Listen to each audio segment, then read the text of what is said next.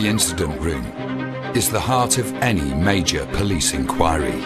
I am going to leave absolutely no stone unturned. Vicious attack, stabbed multiple times. He doesn't stand a chance. A place where evidence is gathered. Yeah, I saw the car, I saw the gun. We had DNA, we had blood at the scene. The evidence was overwhelming. Suspects identified. In my view, he was the last person to see Jayden alive. We're coming after them. We're now on a manhunt. Keep your hands out, all right? I've got a taser, OK? Murderers interrogated. I'll be honest with you, I don't give where she is. He's involved not only in her disappearance, but her murder as well. And cold-blooded killers brought to justice. £1,500 to travel from Manchester to shoot somebody dead. This is Murder Scene, the incident room.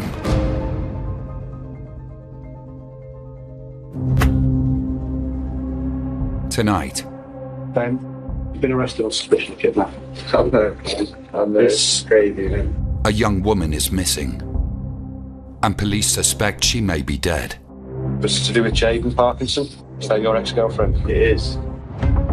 We've got a prime suspect in custody who is known for his history of violence. This is pointing towards murder.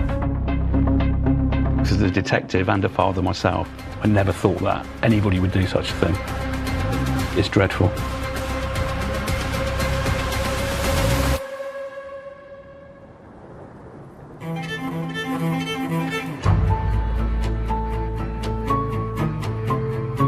Police are appealing for help to trace a girl who went missing from a city hostel on Tuesday last week. Thames Valley Police say it's thought the 17-year-old could still be in the area.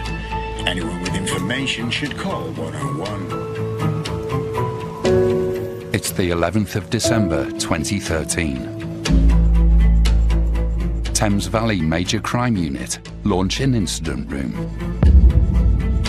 The man in charge is Detective Superintendent Chris Ward, who leads a team of 90 detectives and search team officers. I've been on the murder unit for over 6 years. I would not normally be involved in missing person cases until it got to a stage where there was significant concern about the person and where they are. This is Jayden Parkinson, a 17-year-old girl. Jayden was reported missing in the early hours of the 4th of December by 1 Foot Forward, which is the hostel that she was staying in. Jayden has not had any contact with her family. She's not had any contact with her friends. She appears to have completely disappeared. So 7 days is a very long time for somebody to go missing, and I'm very concerned that somebody of that age has been missing this long. With a missing person, or MISPER in police shorthand, those hours can quickly become days, weeks and months. It was a needle in a haystack where Jayden could be. The priority in any missing person investigation is to look at the lifestyle of the person that you're looking for. Things like where should they be, where do they normally go, what's their routines, what would you be expecting them to be doing, and of course are they still doing those things. It's really important that we do this job properly and we find Jayden.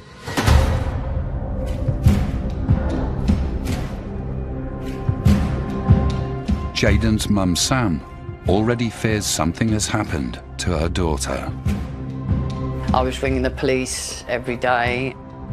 In the beginning, I didn't think much of it because she kind of used to go missing a bit anyway. She was a pretty good kid, apart from she did that drinking and smoking phase like some teenagers do and not coming home. By the Friday, which is the 6th, that's when I kind of knew that something wasn't right, because within 24, 48 hours, she'd have contacted somebody at least, be a friend or myself, usually myself. But there was nothing, there was no hide nor hair of her. Nobody could find her, nobody could get hold of her. That made it a little bit more crikey, what's occurred. 1 Foot Forward is a council-funded hostel supporting homeless young people. Sam tells detectives that Jayden had moved into a hostel a few weeks earlier, on the run from an abusive relationship with an older man. His name is Ben Blakely. He was 21, come from Reading. She met him because her friend Jake was his younger brother. I wasn't happy because of the age gap, but the more I pushed the fact that I didn't like Ben, the further away it took her. The pair had begun dating a year earlier when Jayden was still living at home. Very quickly, it became obvious to Sam that her daughter was being physically abused. I remember one night she'd gone down the front to have a cigarette, come back and she had a mark on her face. I was like, what's the matter with you? She's like, Ben's just punched me in the face and spat at me. Sam feared Blakely was a man who used violence to control the women in his life. So when he come to knock on my door after that, I refused to let him in, I refused to let her out. And we had a confrontation at the top of the stairs. And he was like, basically, I want to see her. I was like, you're not getting into the house no more. You're done. You've punched my daughter in the face, you spat at her. So he spat at me in my face, and I stood there and took it. He knew that I went for backing down. And that night she went out for another cigarette and didn't come back for weeks.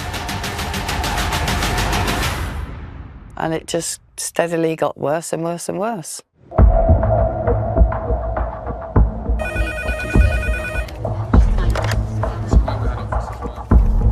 Ben Blakely's criminal background check tells the detectives in the incident room that Sam's fears are well-founded. We are aware that Ben Blakely has a significant history of domestic abuse against other young females. We have accounts from both Jayden's mother and staff from the hostel who've described Ben Blakely as being aggressive and threatening towards Jayden. Domestic abuse is common. There's also coercive control. I think particularly with a young person, they think it's a protective behaviour by the perpetrator, but actually they're being controlled, whether it's their movements, what they wear, who they can speak to, isolation from family and friends. In the case of Jayden, we know that he took indecent images of her, he threatened to put those on the internet, he stole her phone. In a very short space of time, she has had the most appalling treatment from a violent, horrible individual.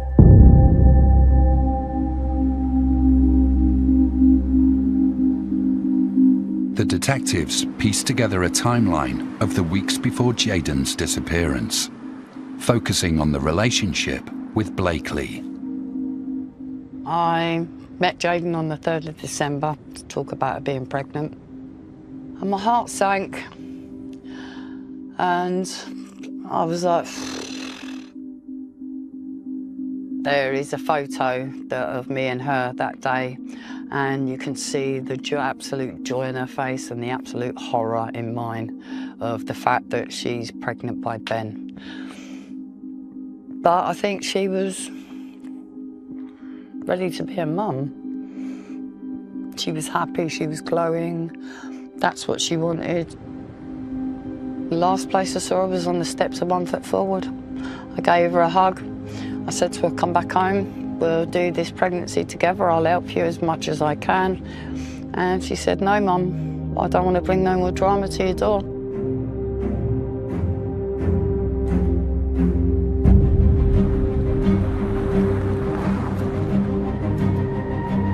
The major investigation team are aware that Jayden's ex-boyfriend, Ben Blakely, has already been arrested and interviewed by local CID about her disappearance.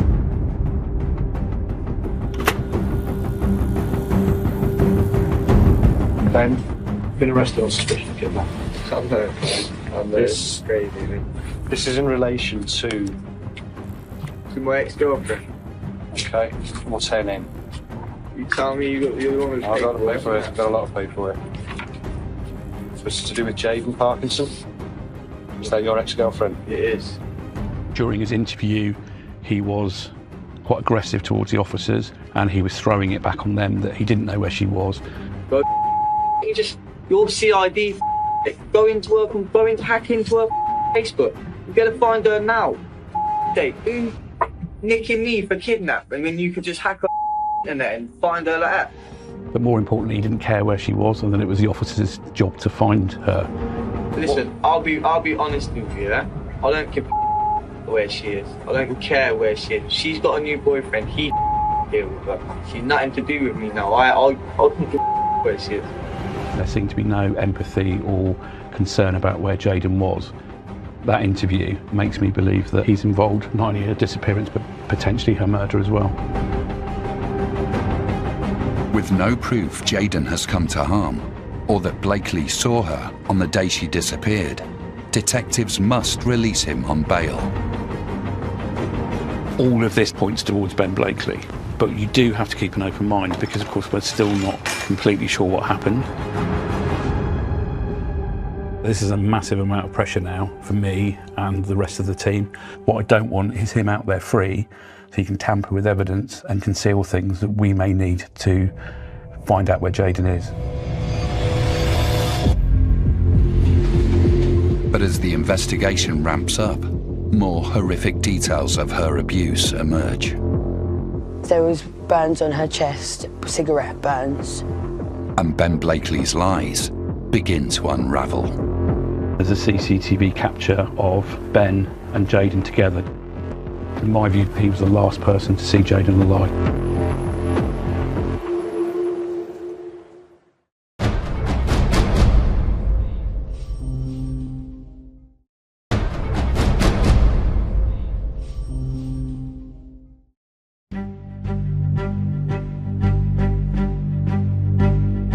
In Oxford, 17-year-old Jayden Parkinson has been missing for 8 days.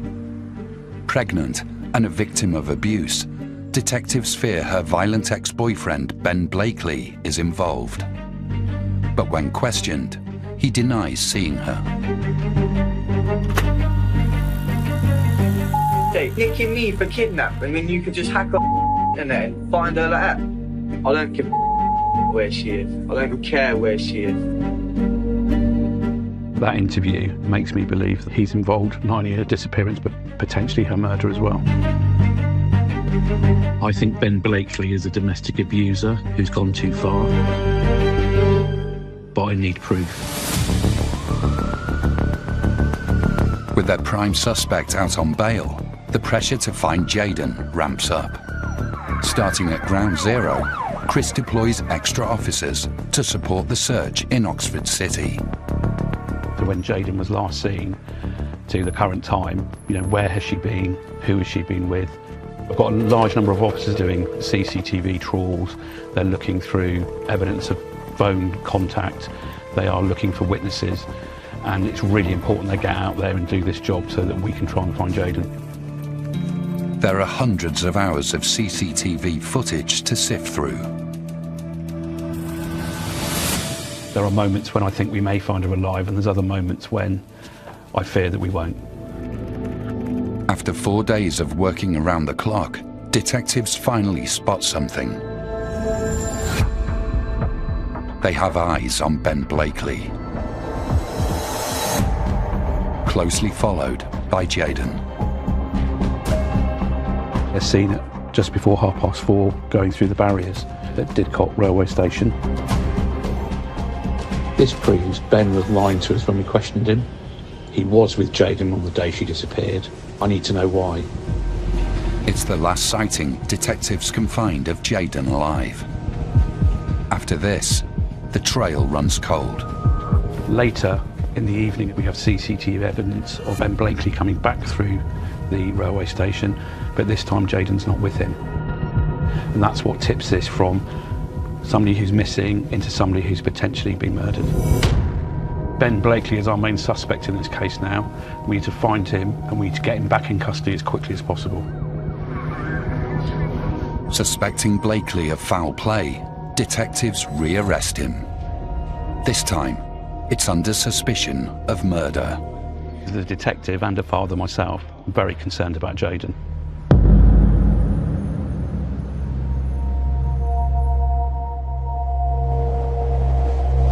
A 22-year-old 17-year-old former boyfriend of missing teen Jaden Parkinson has been arrested in connection with her disappearance. Anyone with information should contact police on 101 in confidence. News of Blakely's arrest reaches those closest to Jaden, including her childhood friend Remy, who was already concerned about their relationship. Like the last few occasions that I saw her, she just seemed like she'd lost that spark in her. She come down for my grandma's funeral. That's when she first showed me a picture of him. From the get-go, there was something I didn't like. His eyes had a very sort of sinister look behind them. He was calling her and he didn't believe that she was where she said she was, and he was throwing around threats and things then. Where he was on the phone was just like, wow. But Remy discovered Blakely's treatment of Jaden went beyond verbal abuse. When she was getting dressed for the funeral, there was burns on her chest, cigarette burns, and that's sort of when she said that he had been physically harming her. He was very much, we're in love, he doesn't do these things because he wants to hurt me, it was my fault. I was extremely worried. I just kind of had this feeling it was just going to get worse.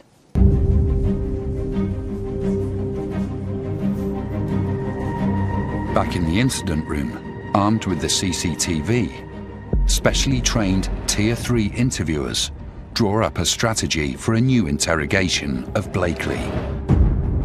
I want to know, where is Jaden and why did he come back through the railway station at Oxford that night on the 3rd without her? Interviewing officers have asked him all these questions and he's not saying anything, so he's not cooperating at all, so he's not giving us any information about where Jaden may be. Which obviously makes me even more suspicious that something's happened to Jaden because he's not assisting us in trying to find her. With my 20 years of experience as a detective, this is pointing towards Ben Blakely being responsible for Jaden's death. Jaden's missing persons case is reclassified. With no proof she's alive and Ben Blakely's abusive history, detectives believe he has killed her. They have 96 hours to formally charge him with her murder. The clock's really ticking now. We're on a really collapsing time frame and we've got a lot to do. So 96 hours is not long.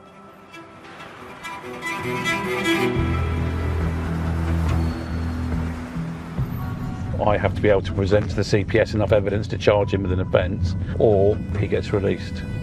I just can't think about that at the moment as a possibility. Chris directs his team to refocus their inquiries south of Oxford to Didcot, a rural, sleepy commuter town where Jaden was last seen arriving at its train station. So we've got huge teams of officers out here. We have a door-to-door plan. Every door will be knocked on and every occupant spoken to. Because it may be just with one house we get that vital bit of information. Didcot is home to more than 34,000 people, spanning large residential estates and miles of farmland. Covering the area on foot could take weeks, so Chris decides to launch a public appeal. Good afternoon and thank you for being here. 17-year-old Jaden Parkinson has been missing for 9 days. She was last seen at Didcot railway station on December the 3rd. Given her time missing and no contact with family, this is now a murder inquiry. If you saw or heard anything unusual, please come forward confidentially.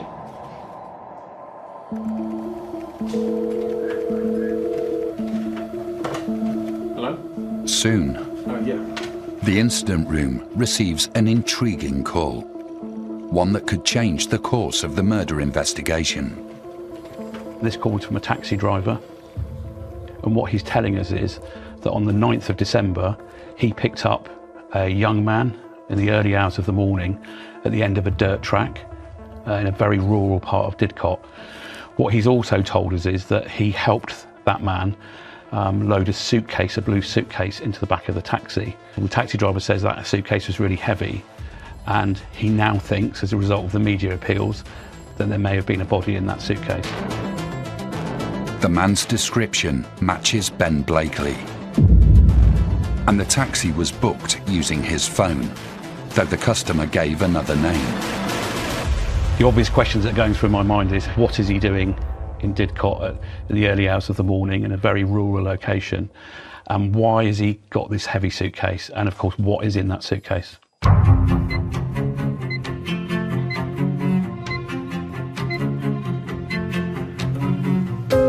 Detectives zero in on the area where the taxi picked him up, focusing in and around an outbuilding known as the Spooky Barn, which is also a place Jayden and Blakely were known to visit. So the Spooky Barn is within a very short walking distance from where the taxi driver picked up Ben Blakely with the blue suitcase. So that's an area I'm really concentrating on now, and we're really keen to see if we can find evidence. With a search like this, police can call in victim recovery dogs, specially trained to identify even the faintest trace of human remains.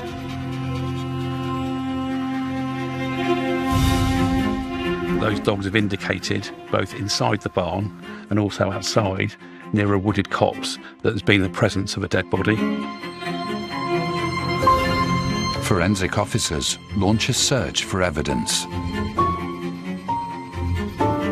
Detectives now believe Jayden may have been murdered here, and Blakely has taken her body in a suitcase and moved it in a taxi to a separate location to hide her. I feel like my worst fears have been confirmed now. Jayden's actually dead. We need to find her body. As the investigation hits a turning point, detectives zero in on Ben Blakely's trail. I never thought that anybody would do such a thing. This is the first time in the UK that we know of that this has happened. It's dreadful.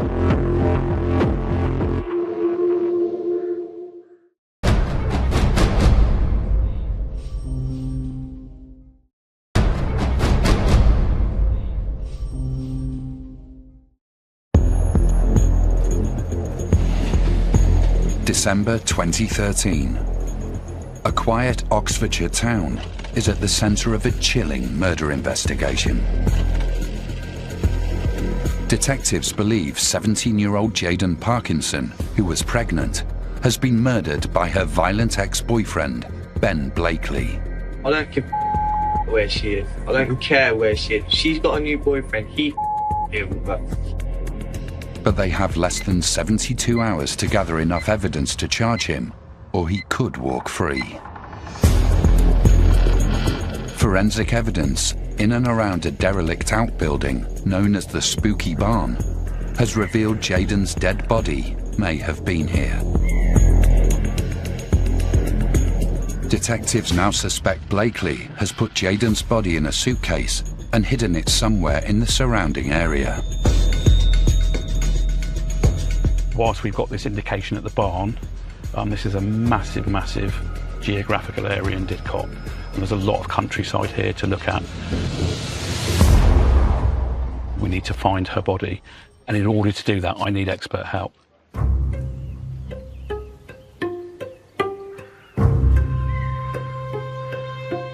I've been working as a forensic archaeologist for 23 years, and over that time I've dealt with more than 200 murders. Drawing on years of experience, Carl Harrison aims to get inside the mind of Jayden's killer. People, when they're seeking to deposit a body and conceal it, they will seek out remote places. They will look for places that are out of view, so they're interested in concealment. So they will tend to use hedge lines or copses of trees.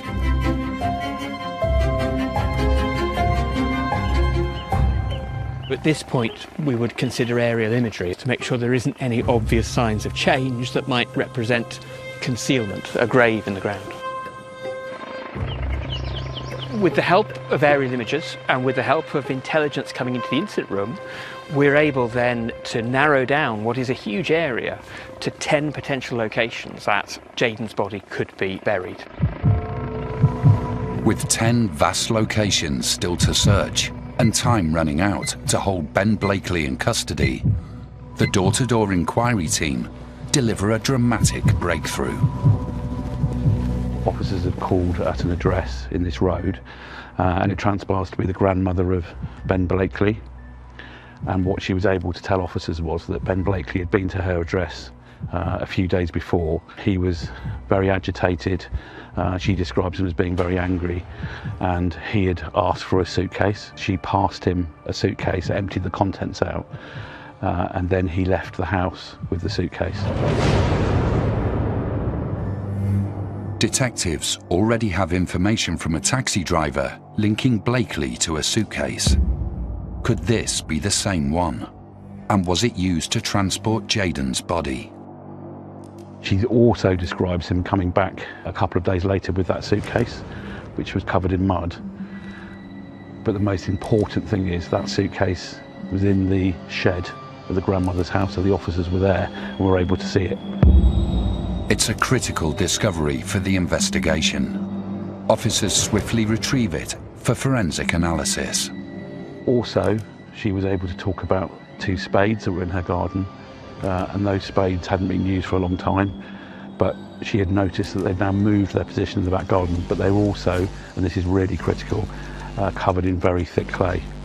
So this became a really, really, really important breakthrough in the case. The forensic opportunities that may be within that suitcase, and what I mean by that is, has Jayden been in that suitcase? Has a body been in the suitcase?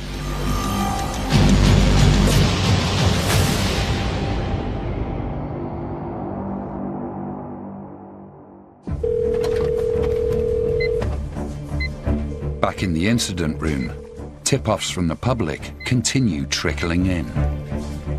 We've had a call from Jake Blakely's landlady. Now, Jake Blakely is the brother of Ben Blakely. She is saying that Jake has attempted to wash clothes which were covered in mud, and she thinks he's attempted to destroy clothing as well, which she thinks is really suspicious. Detectives waste no time and arrest 17-year-old Jake Blakely on suspicion of perverting the course of justice. When Jake was arrested, he was quite shocked and surprised.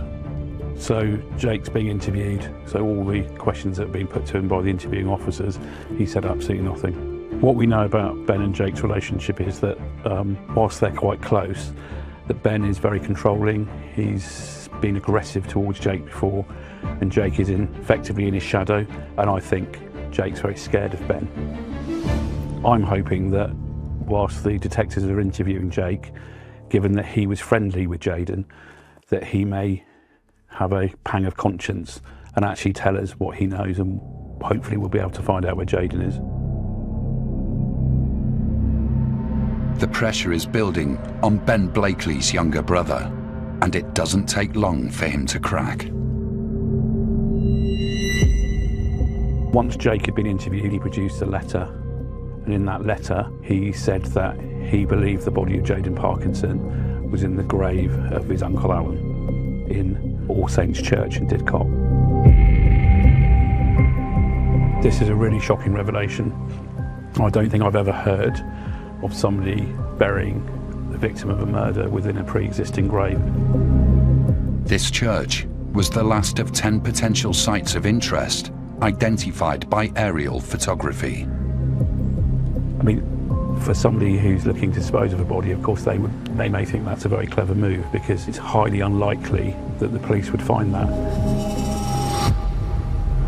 So the next steps now are to get to the cemetery. We need to treat that as a crime scene. We need to identify that grave, and then I need the professional help from Carl Harrison, the forensic archaeologist, to start looking at that grave. Great Western Cemetery by All Saints Church in Didcot is now the primary focus of the murder investigation. As a forensic archaeologist, I've advised and assisted with exhumations where bodies have been formally buried in cemeteries and require further investigation, but I think this is the only time I can think of where I've recovered a body from a grave that wasn't meant to be there.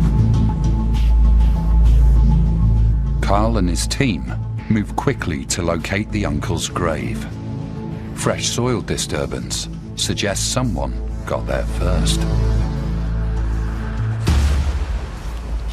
In approaching the grave, the first thing that we want to do is to make sure that we're not going to disturb anybody who's formally buried within. We'll start by cleaning the top loose material off. I'm cutting the space that I want to dig in the middle and take that down until I either reach a base or until I locate human remains. As the team begin the grim task of unearthing Jayden's possible burial site, in the incident room, tensions are high as Chris stands by for news. I always hope we're going to find Jayden. So I've always taken the view that the work I do is on behalf of the family, whether that's finding somebody's body and or trying to piece together what's happened to them, because the police are the only people that are going to be able to do that. And we can't always do it, but actually that's a really, really important job, and I take that very seriously. It's a complex excavation as Carl removes soil layer by layer.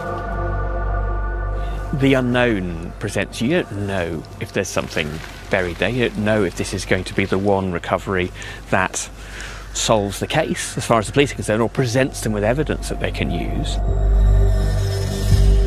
He's not only looking for signs of a body, he's also seeking clues that could link Ben Blakely and his brother to the spades and suitcase recovered from their grandmother.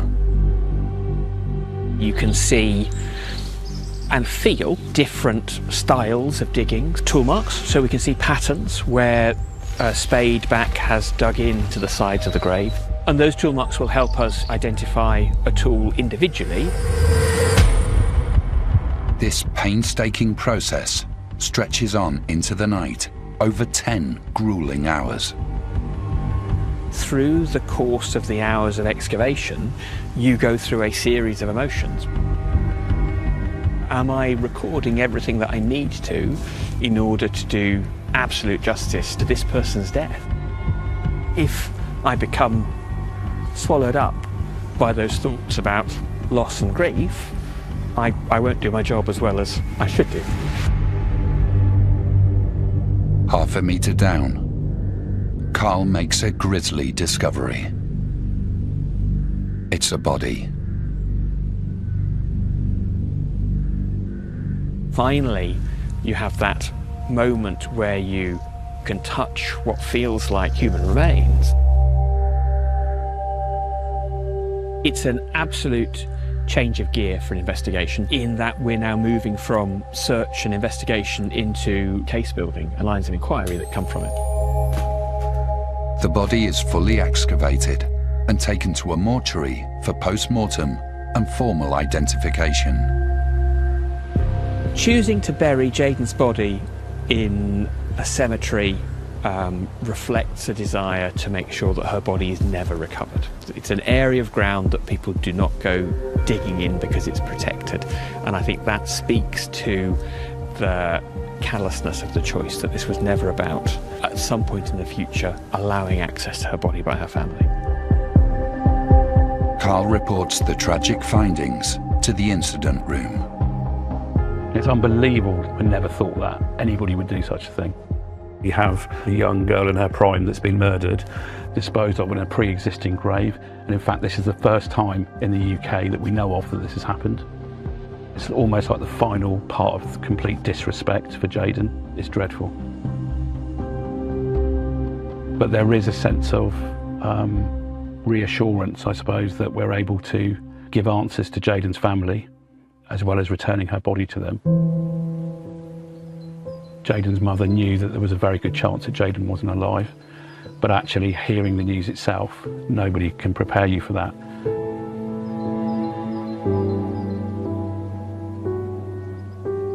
My world stopped that day, literally stopped dead, and I just didn't want to believe it. The next thing I know, I'm having to identify a body, at the jail hospital mortuary. I just knew it was Jayden straight away because of the tattoo on her arm. We've got matching tattoos, which she picked, the saying, never a failure, always a lesson. She looked asleep. She didn't look dead. She looked asleep. I touched her skin and she was so, so cold. I just broke down. Told her I was sorry that I let her down.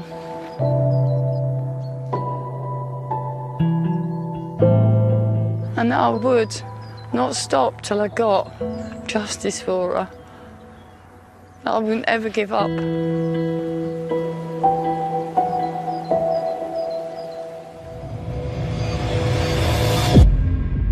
Ben Blakely is now charged with murder.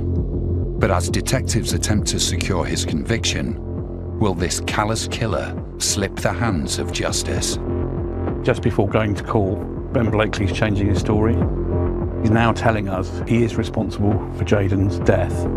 However, he's saying it's an accident. This is a guy that didn't plan this. Yeah, he did.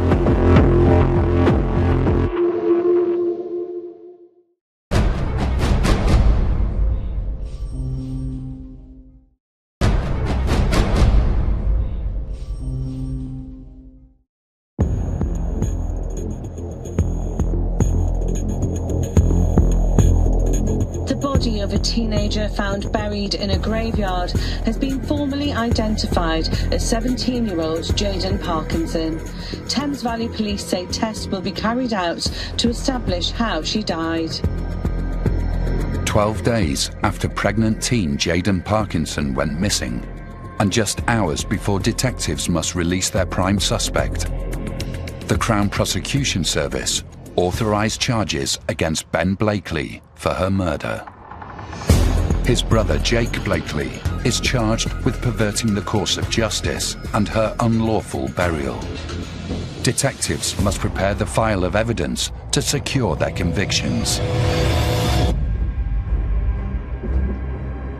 You start to build a timeline of events now. We have CCTV of Ben and Jayden together just before 4:30 on the 3rd of December.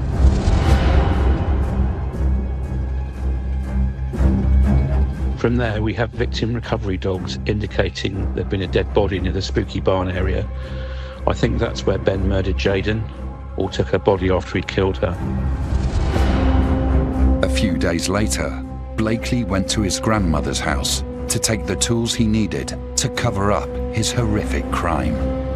We have a blue suitcase which Jayden's body had been transported in, which is covered in mud, and that was transported by the taxi driver who gives evidence. The taxi driver picked up Blakely from near the Spooky Barn and dropped him off near All Saints Church. His brother Jake gave detectives a letter which led them to Jayden's body in the cemetery.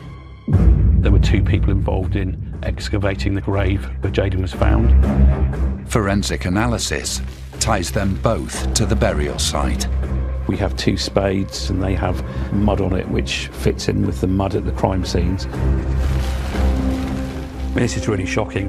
Both Ben and Jake have dug up their uncle's grave, which is one of the most awful things you could imagine, and have buried Jayden within that. I can't think of anything worse. So all of these things put together build the picture now of exactly what happened. Perhaps Blakely thought he'd committed the perfect crime. Despite the mountain of evidence, detectives remain in the dark about how and why he killed Jayden.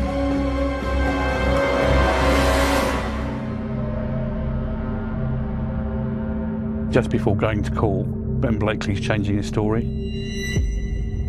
What he's now telling us is that he is responsible for Jayden's death. However, he's saying it's an accident. He's saying they were down in the area of the Spooky Barn, but particularly in the field adjacent to it is a small bridge about a foot high. He says he had an argument with Jayden about the fact she was pregnant, and he grabbed her around the throat. As a result of that, she fell on the floor and stopped breathing. He has then described how he tried to resuscitate her, but it didn't work. In a panic, he then dug a grave in the wooded area adjacent to the bridge and buried her body in there, and then came back through Oxford just after 10 p.m. and of course he was on his own because Jayden was dead. It's really shocking. He was in a position where he had nowhere to go, so he'd waited for us to get this evidence. He'd waited for us to find Jayden because he probably didn't think we would, and then he's come up with this story.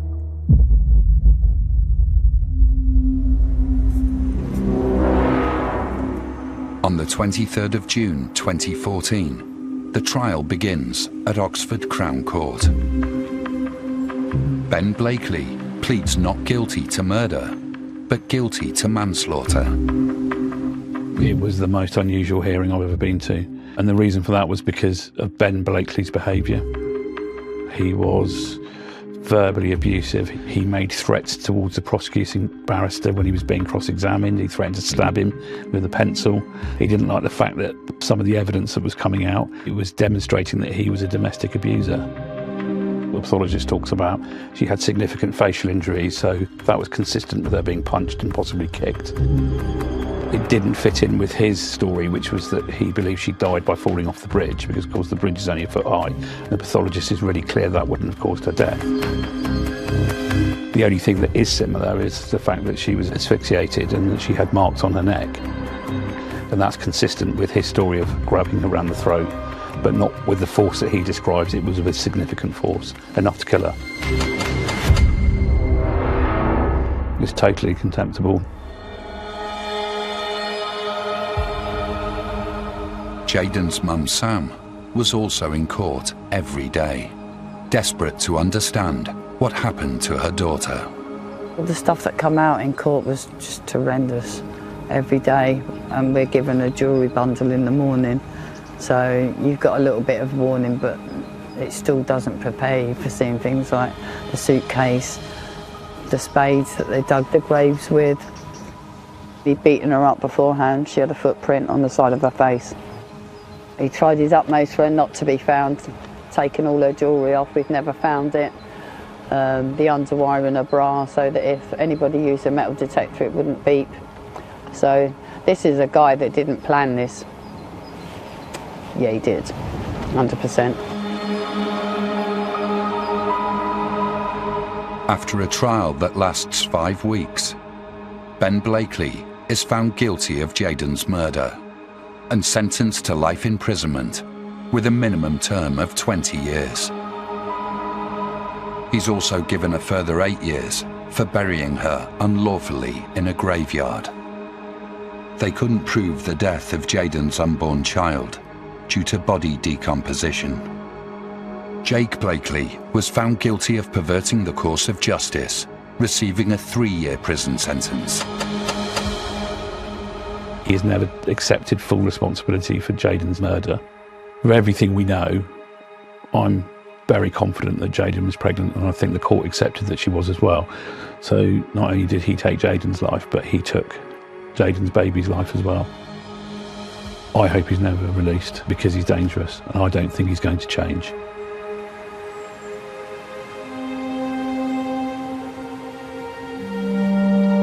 It's her birthday today. She would have been 28. He should have got more than 20 years. 20 years is a smack in the face. Lost a grandchild too. He got away with just taking 1 life, not 2. And I'll never forgive myself. How can I? And I think that my daughter was stood in that field while he was strangling her, thinking, I don't want to die. I'm pregnant.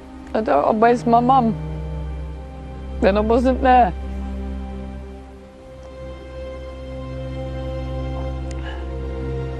And I know she'd have fought hard, really hard not to die. God, I hope he doesn't have a day's peace. I really do.